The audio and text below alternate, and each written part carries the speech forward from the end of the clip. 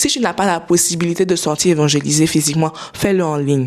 Fais-le par des prospectus. Moi, par exemple, quand je sors, c'est vrai que j'ai arrêté ça ces temps-ci, mais quand je vivais encore sur Abidjan, j'ai toujours des prospectus dans mon sac. Et d'ailleurs, même, je les aide toujours dans mon portefeuille, autant pour moi.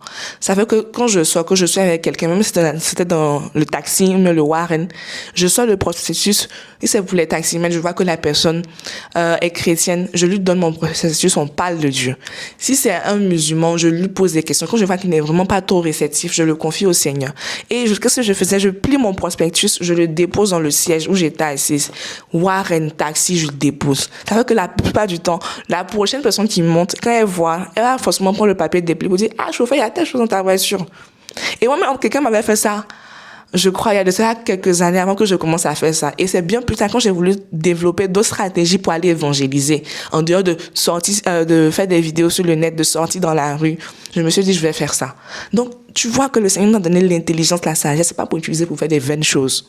On peut utiliser ça, mais puissamment pour le royaume, gagner des âmes comme pas possible. Si tu es timide dans l'évangélisation, adopte cette manière d'évangéliser.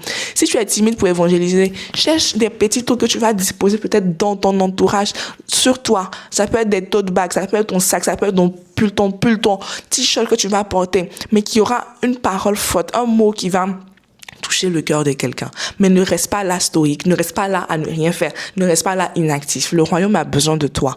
Donc, il faut te lever et il faut aller chercher les âmes qui sont reliées à ta vie. Parce que chaque personne a des personnes dont la destinée est reliée à leur vie.